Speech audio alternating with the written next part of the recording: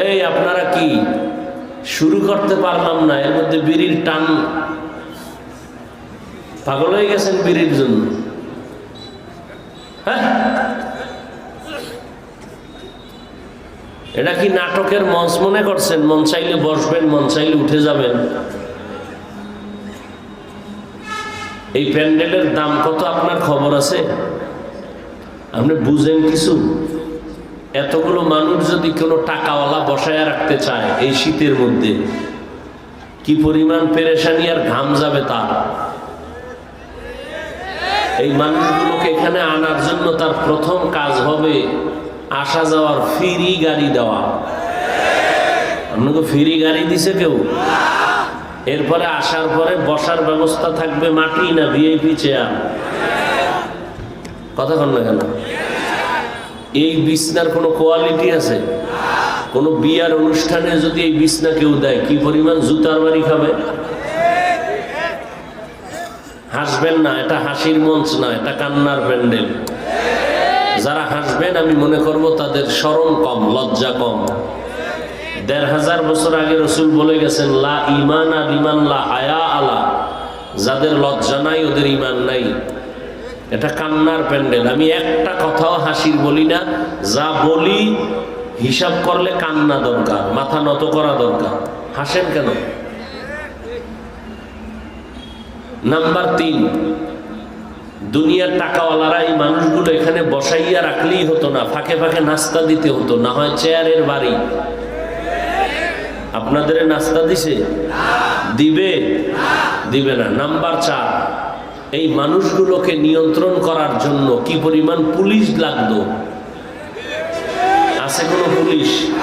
কোনো র্যাব?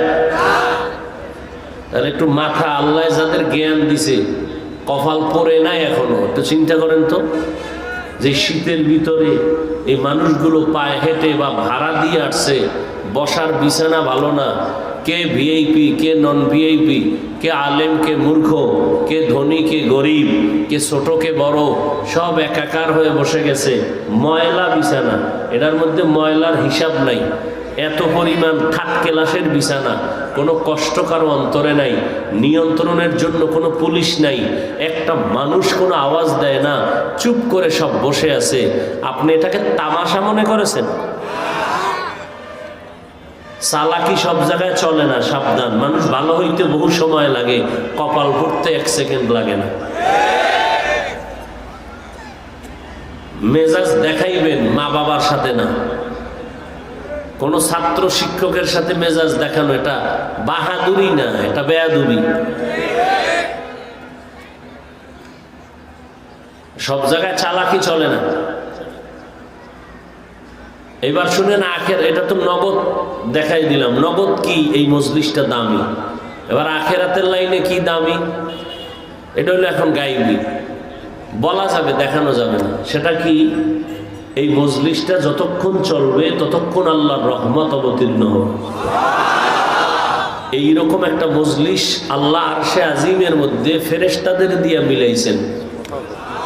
আমাদের গুণগান গাইতেছেন আর শেষ ঘোষণা দিচ্ছেন, এরা বসার সাথে সাথে সবার গুনাহ মাফ।